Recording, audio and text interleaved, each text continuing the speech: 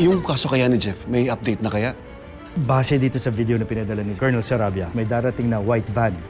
Tapos pag-usad nito, wala na rin si Jeffrey. Kaya lang ang pinagtataka ko, ilang araw na yung lumipas eh.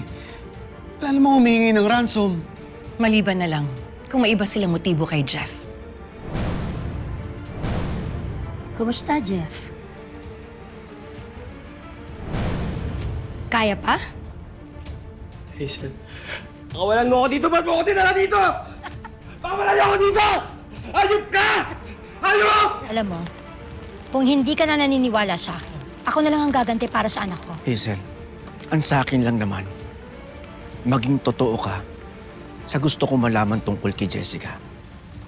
Baka sobra-sobra yung galit natin at paghihiganti sa pamilya nila na hindi naman ganun kasama. Ang sabihin mo, natatakot ka na. Sino yung kasama ni Hazel? Hazel, cellphone ko yan! Ano yon? Ginawa ko yung cellphone ko! Akin yan! Ginawa mo nga yan! Akin na yan! Smile! Tira mo! Oh! Musay ka na! Pleasure is mine. Ang ganda na po. Kung kailan natin pahihirapan ng mukong na yan, bakit hindi pa tayo humihingi ng ransom? Ano? Gusto ko lang magkaliwanagan tayo, ha? Hindi pera ang habol ko dito. Kami, pera habol namin. Bukod sa ibabayad mo sa amin, siyempre mas gusto namin malaking kita. Kaya iparansam na natin yan. Huwag kang bida-bida. Huwag mo pinangungunahan yung plano ko. Kung ano lang yung sinabi ko, yun lang ang susundin nyo, naintindihan mo ako. Maayos kayo.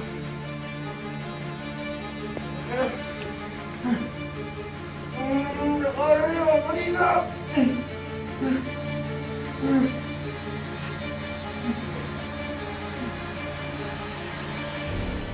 Zero. Sir, pag may kailangan pa po kayo, tawagin niyo lang ako. Maraming salamat, Didang. Salamat.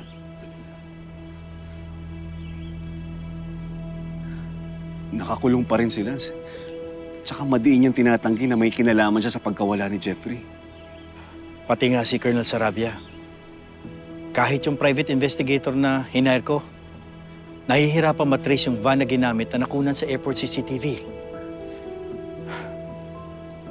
Kung yung van daw ang ginamit sa pagdukot kay Jeffrey, siguradong professional ang gumawa. Eh kung mag-iba kaya tayo ng strategy? Matini. Malakas kasi yung kutob namin ni Felma. Kinalaman talaga si Hazel sa kapahamakan nangyari sa mga anak namin. Hindi, iniisip ko kasi, ipaubayan na lang natin kay Colonel Sarabia yung paghahanap doon sa van. Tapos, doon sa private investigator, tututukan na lang niya si Hazel. As in, ipapa-surveillance natin si Hazel? Oo. Kasi baka siya yung makapagturo kay Jeffrey kung nasan siya.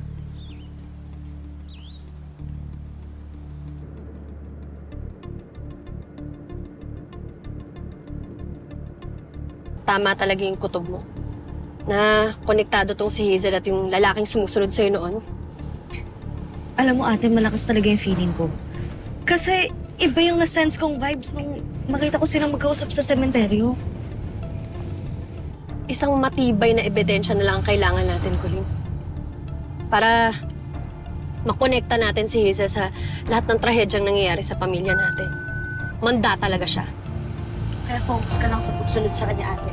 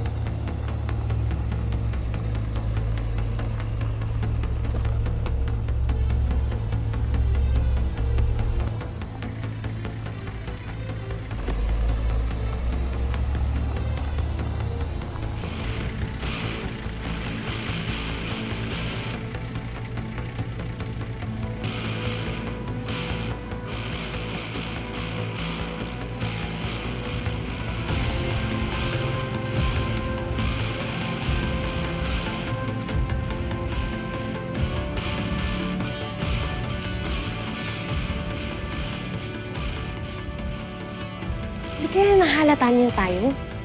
Kanina pa natin siya sinusundan eh. Kumakain siya, nag-grocery. Ate, baka hindi naman. Tsaka parang paalis na siya, oh. Tara na!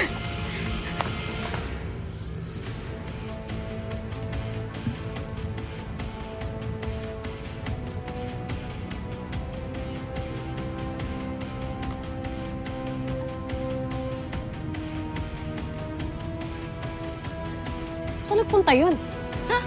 Ang bilis naman niyang mawala. Ako ba hinahanap niyo?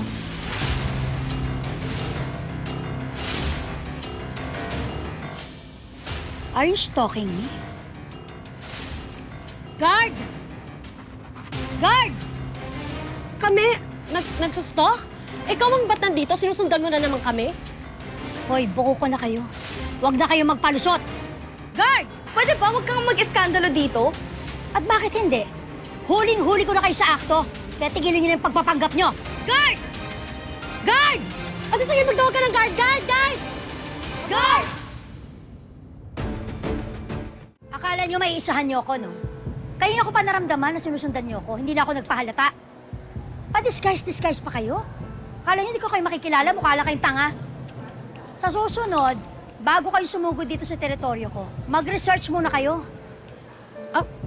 Teritoryo? Narinig mo yun, Kuya Guard? Eh, siya pala nagmamayari nitong mall na to. Tsaka ang filingera mo, ha? Talagang iniisip mo na sinusundan ka namin? Nagpunta kami dito para mag-shopping at mag-park. Kaka-park ko lang, oh. Nako, huwag ka na magpalusot. Alam mo ba, kuya, pinablatter ko na yung mga yan dati for assault. Kaya sigurado ako sinusundan nila, may masama silang balak sa akin. Kuya, huwag ka pong maniwala sa kanya. Nandito lang kami ng ate ko para mag-mall. May dala nga kaming sasakyan eh, kaya magpa-park kami sa parking.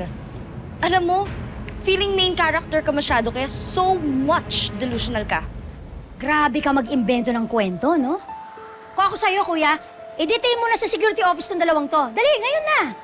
Gaya ng sabi ko kanina, Kuya Guard, hindi naman siyang may-ari ng mall na to. Oh, eh bakit siya kami pinagbabawalan pumunta dito? Alam mo, halika na nga, Bunso, umalis na lang tayo. At na-imber na ako dito sa pilingerang babaeng. Sandali, anong alika na? Dito ba kayo? Saan kayo pupunta? Kuya, ano na? Huliin mo tong dalawang to! Ma'am, sorry po. Pero katulad nyo, customer din po sila. At hindi naman po sila kayo nilapitan para saktan. Kayo nga po lumapit sa kanila, di ba? Pasensya na po.